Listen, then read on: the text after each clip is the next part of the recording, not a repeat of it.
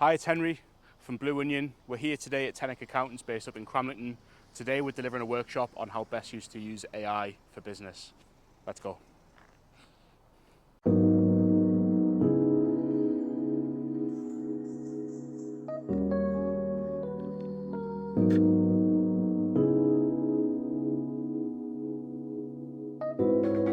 See the lads been chilling in the tea, running, yeah. The weekday dragons, the fees been slapping, the pats stay stacking, the cats keep catting. Late night grind, get the money, you're steal. Yeah. The coupe broke down, gotta book me a ride, that'll give me back size, cause I'm falling off time, gotta build up my slime, get back. Brilliant. Well, first of all, thank you very much for coming along today. It's great to have you all here. My name's Henry, this is John, and we run Blue Onion. Smile for the camera, Henry. So what's on the agenda today? So we're going to go through who we are and who are you, because we want to understand who's in the room. We're going to go through the problem. We're going to go through the solution. We're going to show you a couple of demonstrations of how AI can work. Any questions that you have, and then we're going to give away some free stuff as well. Ooh. Thank you. Just touch the screen for a minute. I think that will take that what's off. Cool. Oh, I didn't realise you could transition by touching. That's cool. Hey. So who are we? Well, this is John Robinson, my co-founder, and I'm Henry. And as you can see, I wore the exact same thing, so you know that yeah, me as well. I'm real and not just some AI. Yeah, this definitely wasn't AI generated. So we run Blue Onion, but before we go into who we are and what we do, really we want to know who are you. So Serene kindly sent us a list of people who are in the room today. So we've got insurance, legal, marketing, publications, security systems, health and wellbeing, recruitment and fabrication. And that's updated as well, because that was based on confirmations at the time. So Who's not on the list? Yeah. Landscaping. Yeah, brilliant. Anybody else not see themselves on here? Everyone else is? Brilliant. Good stuff. So, what's Blue Onion? Well, Blue Onion is an AI automation agency, also known as digital transformation. What does that mean? Well, it means that AI agencies get you more clients, they cut your costs, and they remove the boring stuff from your life, pretty much. We do this by looking at things like lead generation, answering inquiries and FAQs. We can have AI taking phone calls for you. So if you're out on site or you're busy, you can have AI answer phones, and that's one of the demonstrations we're going to show you. It can generate content for you. It can carry out interviews and training. It's very repetitive, monotonous tasks that ideally you just want to ship out and get automated for you, so then you can focus on things that you're good at, not doing mundane tasks every day. So how do we do it? Well, first off, we'll sit down and have a meeting with you, whether it's a coffee or it's online. We'll have a conversation and we'll figure out what the problem is. So what's the bottlenecks in the business? Have you got any problems? Have you got any ideas about AI and how you want to implement it? We'll then apply some Blue Onion brains and figure out how we can help you. Put a package together as to how we might be able to help you, or how you might be able to help yourself, because not in every scenario you might not need us. As long as you're happy, we'll take your business to the moon. So, how comfortable are you with AI? What I understand in the room is how comfortable people are with AI. So, on a scale of 1 to 10, 1 being no bueno and 10 being expert, where on the line do we sit? So, who's around a 1? Nobody. Good. Who's around a 5? So you kind of understand AI. If I start talking about these words here, so API key, GPT, prompt engineering, do we kind of understand what those mean? Nice. That's good. Yeah. Who thinks we're an expert? Good. Good. Great stuff. That's good, just so we can get a feel for who's in the room. Generative AI as well. That's cool. So what's the problem? The problem is wasted time on repetitive admin, missed leads, or poor follow-up. Yeah. We're all, known for not following up properly. It takes time. We know how to do it and we know we should do it, but it's just actually getting it done. Systems that don't talk to each other. So you might have a CRM system, you might have social media. Do they talk together? Does one put leads into another? How is that all tracked? And then again, fear and confusion about AI adoption. Just out of interest, who's a bit worried about AI? Yeah. Okay. Oh, George almost put his hand up there. No. Okay, that's completely understandable. It's a brand new industry. It's a new technology. There's parts of AI that we're a little bit unsure about, and hopefully, after running through some demos today, we can explain why you shouldn't be worried. So, what's the solution? Well, there's two solutions. Option one, well, there's three things you can do, but there's two solutions. So, option one is you do it yourself. This is kind of the free path, where I guess the pros of this is that you spend time learning skills yourself, so you're able to do things on your own and you understand it a lot better. Cons are that you take time out of running your business and you start to learn maybe how not to do it, because there's a good way of doing it, a bad way of doing it. So I guess that's the first path. The second path is guided transformation, so having somebody help you, like a solicitor, an accountant, somebody who knows what they're doing professionally to help you. These are the two options. The third thing you can do is nothing, and that's what I wouldn't suggest that you do. At least do something. At least try and give it a go yourself, or have somebody help you, but definitely don't do nothing. AI is definitely here to stay, and if you do nothing, you're just a sitting duck, because your competitors will start using it and they'll take your potential customers because they're doing things like following up, getting leads where you can't. So, demo one. Here we go. So, I was going to say before you move on to that, I was going to ask a question. go on. So you talk about the problem. Yeah. What I find, especially in my industry, is transformation. People like CTOs, CIOs like to talk around transformation and say AI is the future. Yeah. And they're basically building problems for AI to resolve. How do organisations come to you? They may not know what the problem is or what is the problem they're trying to solve. And again, you talk around kind of AI agents, etc. Yeah. So how do you help organisations identify what the problem is? Good question. I would say this is a good example. Helping you get to the point where you understand that you're now problem aware, because you've got the people who are problem aware and not problem aware, people who are problem aware and not solution aware, and the people who are not problem or people who are problem aware, solution aware, they know who to speak to, and they're on that path. And ideally, that's our kind of ideal customer, people who are problem aware, solution aware, and they know they're the best people to speak to. People who don't know that they've got a problem, so a business that might run their business from a spreadsheet, they might think that's not a problem. So they're not problem aware. And if you're not problem aware, you're definitely not solution aware, because you don't see the problem. So I would say that's probably it. Does that answer your question? And a series of questions as well. Like, one of my favorite questions to ask is like, what's the thing in your job that you hate doing the most, that you dread, you put off? It always sits on your to-do list, and you only get it done when it like absolutely has to be done. Sometimes that can unearth some opportunities that AI could potentially do that for them, and they would never have to do that again. Or another question, I won't list them all, but you ask like, is there a member of staff who's just always busy? You know, like, and then we kind of look at like, what's the thing that's taking up the most of their time? So now we can free that staff up to do what they're doing. Because sometimes businesses have a member of staff who can just do everything, right? They're like the hero in the office, and so I think that can help. The key word that I keep referring back to is efficiencies. Where can we make efficiencies with AI? And that's the key thing that when I speak to my customers is around where can the efficiencies be made. Yes. And I think you see the Salesforce and the recent article of those. Just a question how you guys see that. Was great. Thank you. Yeah, brilliant. No, that's fine. So I need a volunteer with a mobile phone. Who wants to? Do you want to volunteer? Yeah. Throw me under the bus, Grace. Brilliant. Okay. It's Lee, right? Yes, it is. Okay. So Lee, if you get your phone, your dialer up. Yep. And what we're going to demonstrate is our landline phone number. And we've never met before, Lee, right? This isn't planned. Yes. And I didn't want to do it on my phone because I didn't want you thinking, What's the number? it's 0191. You done it. Oh, you put it in. 0191 Yep. 743 7500. So, let's just say you're interested in AI and you want to book a call.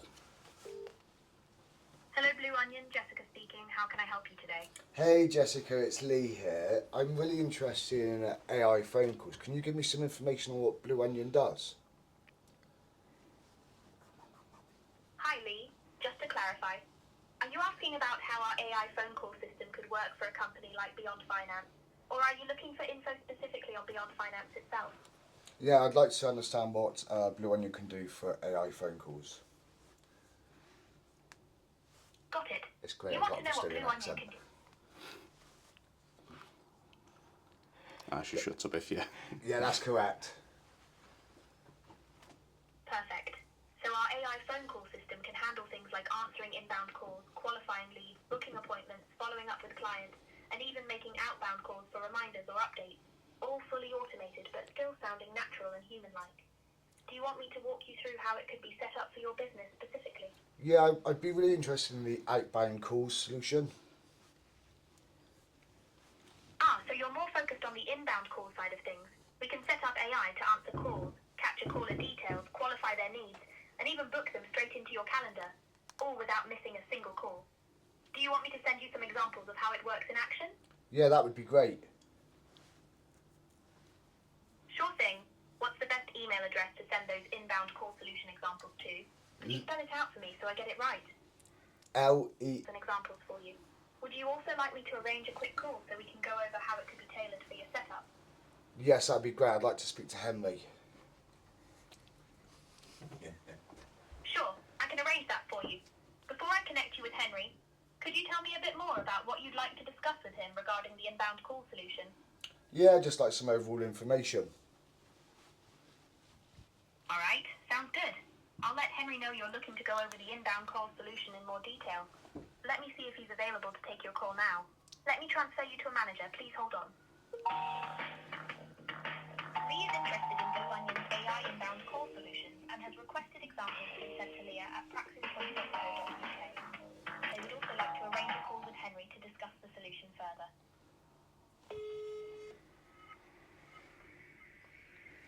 Hi, Lee.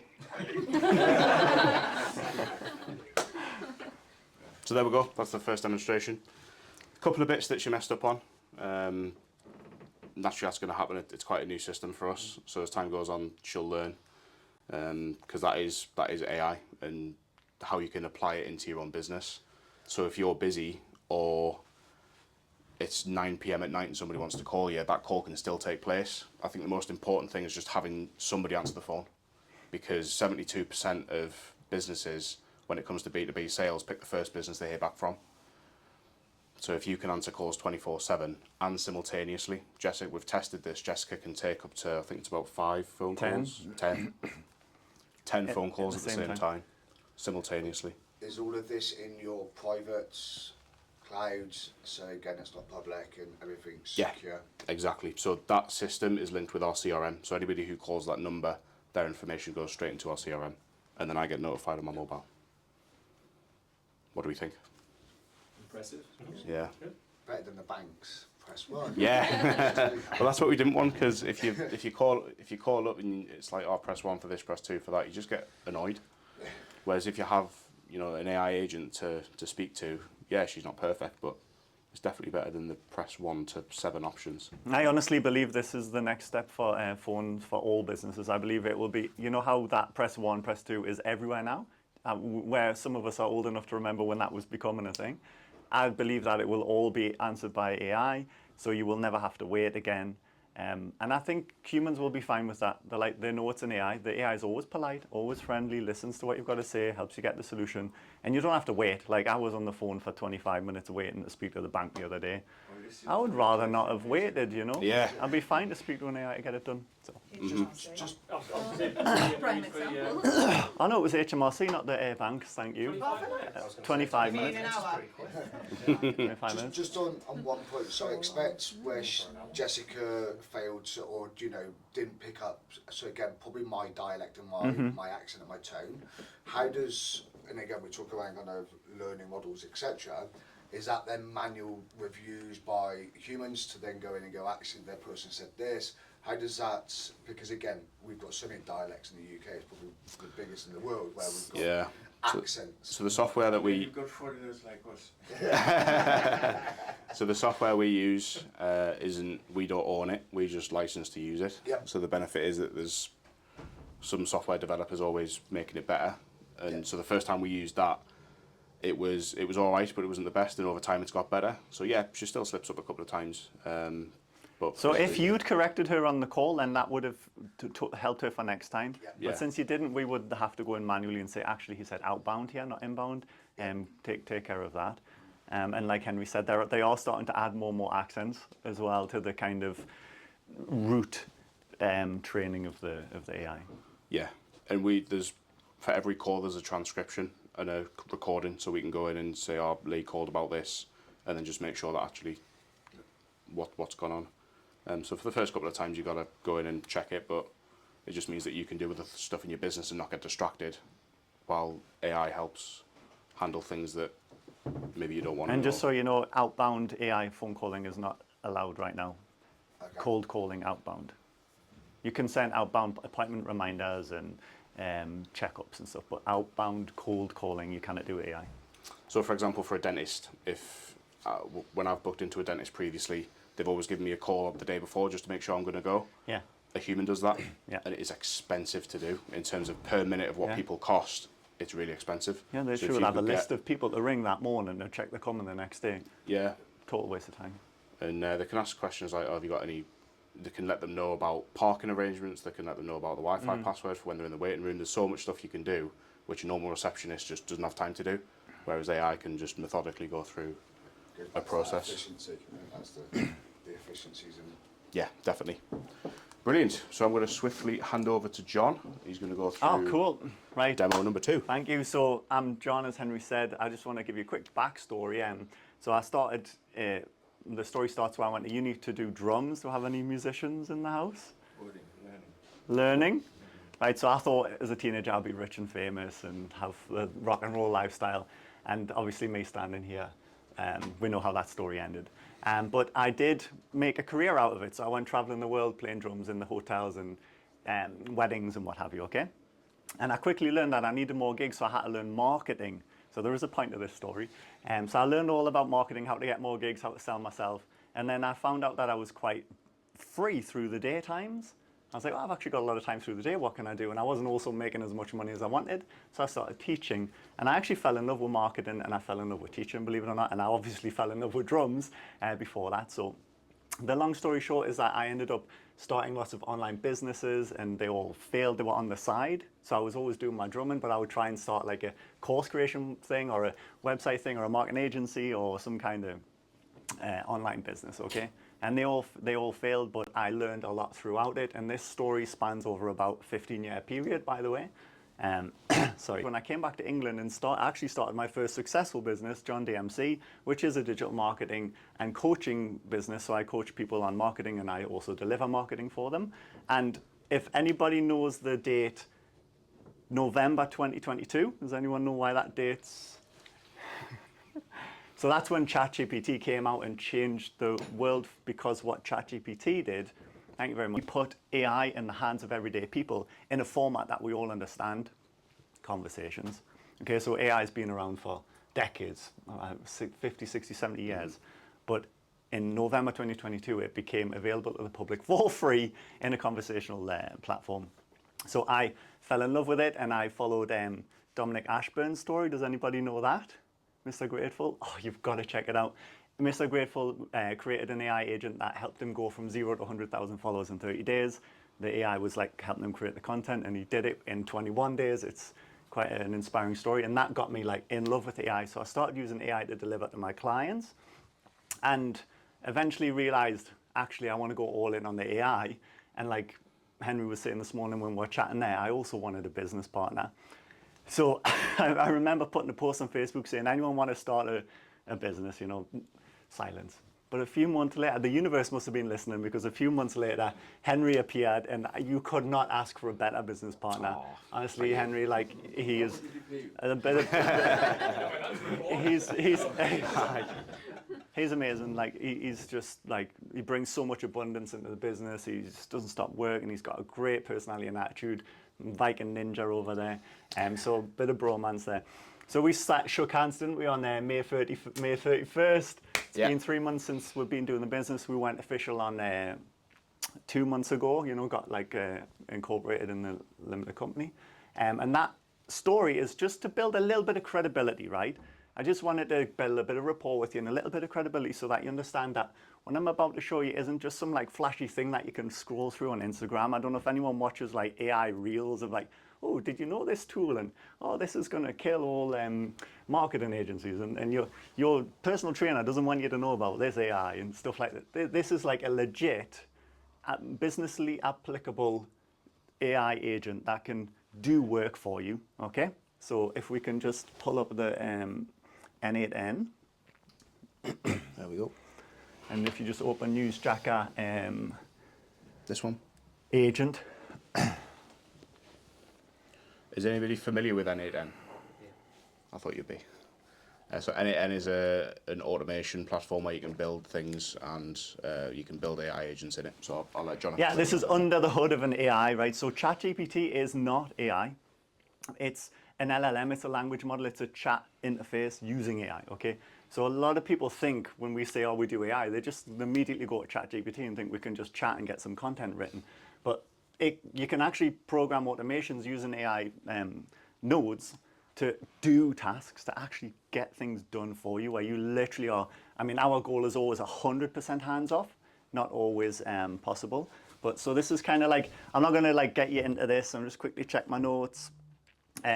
So I started my John DMC, my first successful business I told you about. It was a marketing agency, and I tried to create content to promote myself and build an audience. Has anybody tried to grow an audience online? Hands up if you've tried to grow an audience online. Right, keep your hands up if you manage to post every day. I mean, if that was your intention, like, yeah. So, I mean, to grow an audience, you got to show up, you got to post like multiple times a day. You got to stay at it for, I couldn't do it, you know. So this is not the perfect solution for that. It's a part of the solution, okay? It's a way of getting content posted to your social media platforms, your blogs, like automatically. Like, what's the problem? Why did you not put, who didn't, like, why did you not post daily? What stopped you? Anyone? Time, but really what stopped you? Didn't feel like being on camera. Yeah, now we're getting into it. Say again. Writing the content. Here we go. Anything else? I used to wonder what people would think about me. Why would they even listen to me? Like, why should they listen to me? And also sometimes coming up with topics. I was like, what should I even talk about today? Like, and I would have to do that every day, and it would just be a bit of a grind. So what this does is it searches the internet. This is using a marketing principle called newsjacking. You might have picked up on that from the name. So is everyone, newsjacking is where you basically jump on trending news topics and create content about it. Why is that good? Because if that topic is trending, then it's going to get a lot of attention, which is one of the goals in social media. And if you jump on it and put your spin on it, you're building authority and status in your industry by talking about relevant and new content. And over time, people get to know that you're a bit of a guy or girl who's got their finger on the pulse and starting to build a little bit of a bit of authority. Okay. So what it does is it goes and it looks online for all the trending news in your industry, right? So we got insurance, for example. Someone's in insurance, right? And law, like maybe there's some news or something happening in that industry. It would get that article and send it to you with a suggestion of how you can put your spin on it. And if you'd like to show them the email, yeah. What it does is it sends you an email with what it found for you, okay? So like story one, let's just read this quickly. Call of Duty Battlefield 6 both secure boots on Windows. It's trending hardware security requirement. Okay, so this is about cyber security and tech. And then if you keep scrolling down, Henry, keep going, it sort of like tells you why it's interesting to your audience, and you just keep going. It gives you like 3 different angles, how you can report on that and what you might want to say about it. Like, so you don't really have to come up with it if you don't want. And then right at the end, if you just keep going down, keep going. At the bottom, it basically gives you the best pick. It's like today's pick for you if you want to build authority is this. Today's pick for you if you want to build virality is this. Okay, so this is something that you can set on a trigger in the automation, which is on a schedule, right? So you can have this sent to you twice a day, once a week, and then you now have an opportunity to use that content to create some content for your social media. Or you can hand it over to your marketing team. Anyone got someone doing marketing for them? So you can send them this every day and be like, hey, would you make a post about this for me, please? Or you can have an AI write it for you, create you a picture, send it to you for your approval, and then it can post it for you as well. Imagine having a post a day on your LinkedIn or social media on trending news topics that's getting a lot of attention. What would happen in 12 months if you were just posting? You can still post your normal stuff on top of that as well. This is happening while you're here at this event. Well, I mean, you would have to read it and approve it at some point throughout the day before it gets posted, because you want to at least check, right, what it's saying. But this can go on top of what you're already doing. Imagine in 12 months what that would do to your business, your reputation. Would you grow an audience? Probably. Would you get more speaking gigs if you're interested in that? Probably, because you're building a bit of authority, right? So that's the Newsjagger agent, and the final one's much quicker. Just on that point, as humans, and again, I'm going to bring a human element to it, we're very, when we see things are going quite well, we tend to then become quite, well, just approve it. So, which is great. I love the concept of, the kind of AI agency right there. My only concern around that is that, on the smaller scale shops, for myself, one person, I'm actually quite busy, so let's say the first week goes really well, everything looks really good, and I just... You start to trust it a bit, and you're like, yeah. And I think that, for me, is where I get concerned about become quite lazy with the approval, just approval. In my opinion, you've just opened the number one problem with AI. You might argue it's, the net zero things or the warfare things, but I think it's also going to make us very lazy. It's so easy to just be like, okay, I'll send that, rather than like spending an extra so I totally agree that that's just down to the human being strong enough to be disciplined. For me, around kind of internal policies around those kind of approvals and etc. Yeah, two people have to approve it, at least. Just what the policies are, was a brilliant talk, and again, I'm not putting you on the spot here, Matt, but from a legal perspective, it is, and we've chatted about this internally, you've got to be so covered and careful on a legal perspective, because there's so many things where people have jumped in and done so many great things without really understanding what the implications are. And if you did just open this up to your team, and all of a sudden it's just inappropriate, something like that, without the guidelines, or you do, or all of a sudden it picks a story which isn't factually correct, I think it's a case of striking that balance. Yeah. In terms of, I think it's a brilliant opportunity. I'm dead excited by it, but I'm also very cautious as well. Yeah, I think that's the best way. Optimistic is probably the best summary I can give. Good to check it. The human element comes in. Yeah, I think that's the best way to go about it. To be excited to use it and optimistic, but just be a bit cautious. Could I just ask a question on the lawyer? Yeah. Are you seeing an uplift in kind of people coming to you and asking for advice on where it stands legally, like for liable and insurance? A little bit of that. If I'm honest, it's more around policies and procedures. It's more organisations saying, we want our team using, they're all on Copilot now, or they've got tools like this, and they want a policy of, well, what can people do, what can't they do, what checks and balances do they need to avoid the kind of scenario that Graham's talking about. So it's more on the kind of policy procedure side, and touch wood, not too many people that have gone, oh my God, I've said something on LinkedIn that wasn't me, but it's defamatory to an organisation or individual, or and I guess we're not using anything like this in our organisation yet, but I think the thing for me is that it's that reputational piece, isn't it? Because it's your personal brand. So if I trust the thing entirely and it posts some fake news, or actually it posts something that isn't my view, that's me.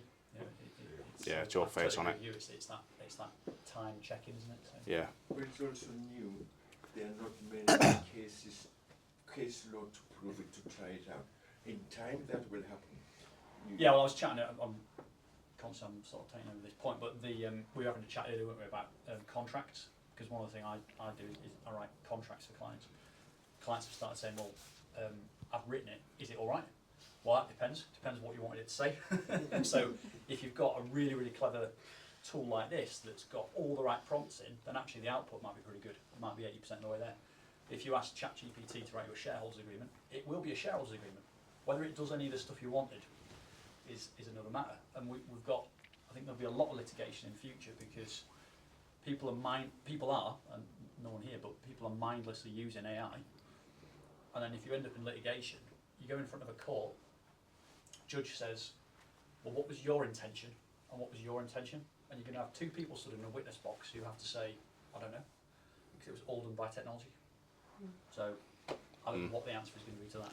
One of the counters to that is, just thinking on my feet, is if you wanted to write a shareholders agreement, what we would do if somebody wanted to make that automated is we'd sit down with them and we'd go through exactly what would happen within that meeting, the questions you'd ask, the options that are available, and then put that into a form.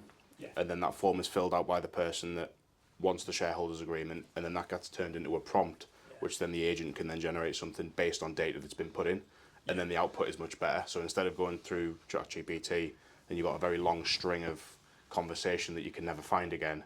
It's all stored in a CRM. Somebody answered a load of questions. That was the output, and then there's your nice polished agreement. So a lot of this goes back to something Lee said before, linking a few of these points together. It's about responsible use of AI. Again, this is creating a great opportunity to utilise the skills of those people in the room, like, and again, just on nutshell agreement, to get that professional opinion based on experiences, which currently AI is not in a position to state.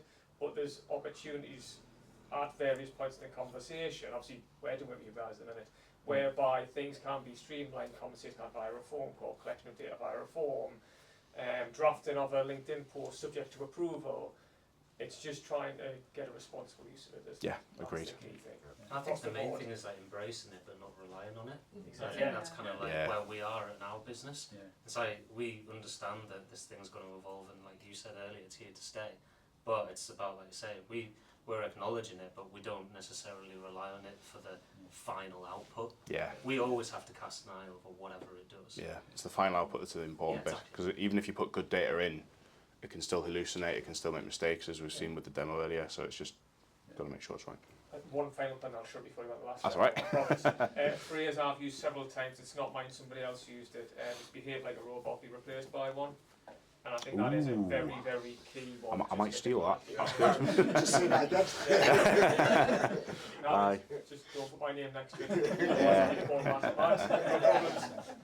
Brilliant. That's a good point you make. So last demo is the call outbound email, right? Yeah, we've got maybe 5-10 minutes left. Is that okay? We're already at half past.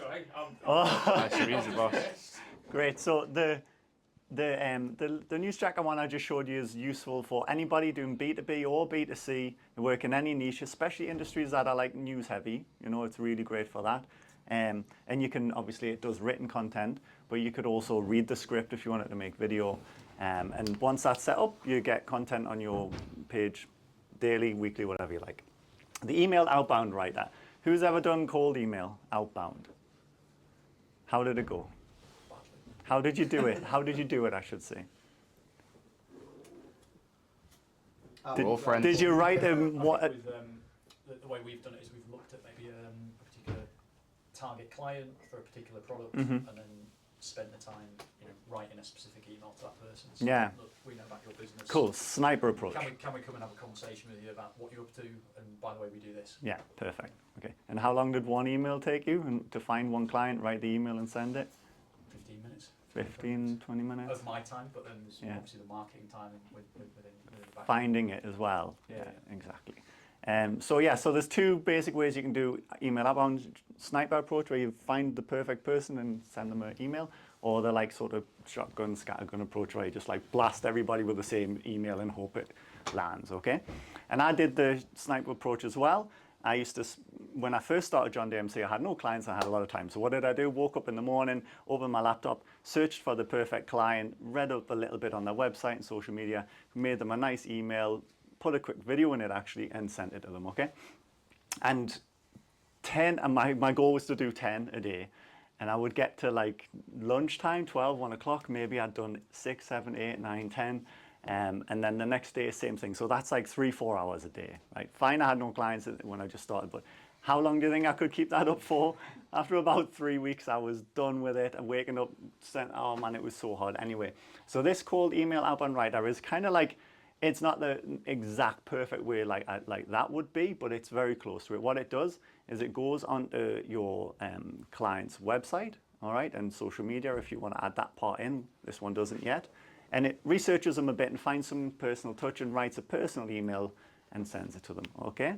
So we can demo it now. Do you want me to pull up the spreadsheet? Yeah, and then, so I'm going to actually show you one running now, and as it's running, I'll explain what it's doing. Top one, Henry, bow, blue onion, bow.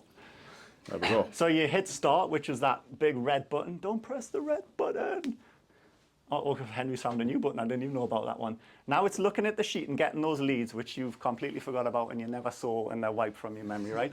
And then it's went to their website and now it's having a little look at what it says on their website. It didn't find an about page, so now it's looking for about us page because some people call it about, some people call it about us. And it's either going to find an about us page or it's not. If it finds the about us page, it moves on. If it doesn't, it just goes to the home page and at least gets something off the home page, okay? And then the agent will take the information from the website and write an email, and then it will actually go and stick it back on your sheet. So if you open that sheet up again, please, Henry. Yep.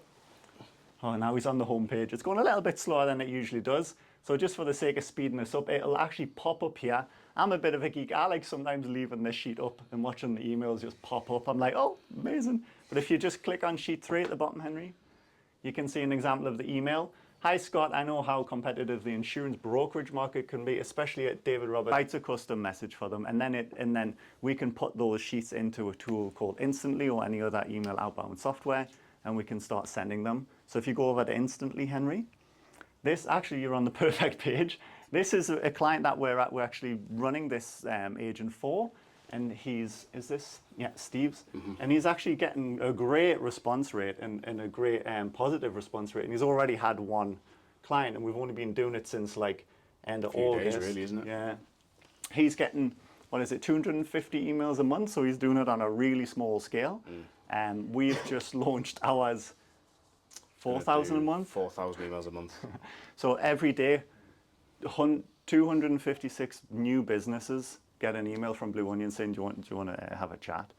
Of course, the numbers on cold email are small, so we're not expecting like make our millions overnight, but this is while we're here, those emails are being sent right now, and they're all personalized based on the website, okay, saying a little bit of a instead of a templated thing, The reason this guy is getting such good results is because he does a networking event, so he's saying, do you want a free pass to come to my networking event? Our emails will not get that kind of result because it's saying, do you want to have a chat and learn a bit about AI? So it's a little bit, so that's the email outbound. Imagine if you could have like 256 new businesses, at least hearing your name, even if they don't read the email, even if they don't book as you know, a lot of people, they might get your email, they might not reply, they might not book with you, but they might check you out online. They might hit your website, they might check you on social media. They might give you these things just start to bubble up over time and get a bit of traction. So I demoed 2 agents deliberately in marketing because of my background, and it's very applicable to everybody, Henry demoed an inbound, and there's so much more we could have showed you if we had more time. Thanks. Yeah, brilliant. Thank you, John. So we're at the point now where we're going to answer any questions that you might have. So has anybody got any questions about what we've shown you, about AI? So Blue Onion, so you guys support in building the flows, Yeah. tools to use, so advisory as well as obviously management and continual management of that. So Yeah, pretty much. How does Blue Onion come in, fit into AI in a bit more detail? Yeah, cool. So the way that we work is that we come into your business, we have a chat about your current software stack. So is it Microsoft? Is it HubSpot? Is it Zoho? What kind of systems are you using? Is it just spreadsheets? We've had those conversations as well. We'll figure out if you're problem aware, because some people might just see Blue Onion and think, oh yeah, that looks nice. Let's have a meeting with them. But they don't know what we do. So they might not be problem aware, they might not be solution aware. We'll still have a conversation and try and make them problem aware. But we'll just see how we can help. And that, you know, are they getting inbound inquiries that are letting them slip through the cracks? Are they not getting back to people quick enough? Because we're in an instant world now with the likes of Amazon and social media. People's attention span and patience is just getting thinner and thinner. So we'll look to help get small to medium-sized businesses up to scratch, because otherwise the big blue chips will just take over, because some of their algorithms are like incredible. It's probably one of the reasons why we've seen the high street die, because small businesses haven't had the chance to catch up, because this kind of software was just not available like 5 years ago, whereas now it is. So let's help those small to medium-sized businesses get up to the point where they can compete with some of the bigger guys. Yeah, so we could go meet you, do a sort of consultation, kind of audit style session, and then give you a kind of roadmap and say these are the steps we recommend that you implement in your business in order. Here's a timeline, and then you can go and work with your team to do it, or you can have us do it for you. And we would build the thing, hand it over. You would go through a sort of teething period, what I like to call, where it's like it needs a bit of training, which is where we are right now with Jessica. So it's live, but it's still not like fully handed over. And then we just keep a little bit of manage your hosting and your maintenance, and if any updates you want, you get in touch and just support you throughout after that. Just on that point, and again, I'm thinking about myself, so sorry guys, but do you do like a full managed service where I say, okay, look, you know, I think tooling is great, and I'm a firm believer of tooling and automations as much as possible. Yeah. I just don't have the time, and I don't have resources, so I want to outsource as much as possible. So Yeah, that makes sense, and we'll get to a point where we want to outsource as much of that stuff as well. But at the minute, it's all kind of in house. So yeah, full managed service that's available definitely. So whether we've just got a client at the minute where she doesn't know how to send a spreadsheet from her email to us, and she's just got no tech ability at all. So we're doing more for her than what another client. So we delivered a product on Monday for a merchant services company, and one of their guys is quite switched on when it comes to like API keys and the technical side of things. So we're kind of leaving him to do more of it himself. So it just depends on what the client's ability is. We're just looking to help as many people as we can, really. So that's all right. Anybody else? Any questions? I must have covered everything quite well. That's good. They just want the free stuff, that's why. Who wants the free stuff? Yeah. Wicked. So all these QR codes will be on the final slide at the end. So if they disappear, don't panic. This QR code will take you to our weekly insights. So every single week we send an email to our mailing list. That's who we are, what we do, how AI can help, how to stay safe with AI. So many different emails about so many different things. Why we called it Blue Onion. So if you want to find that out, scan the QR code. We'll also share the QR code after this for everybody that registered for this. There'll be a follow-up email where we'll put this on the email, so don't worry if you've missed anything. Wicked, nice one. Thank you, Graham. Second freebie is get a free AI workplace policy. Who has staff in the business? Yeah, 1, 2, 3, 4, few people. Who has an AI workplace policy?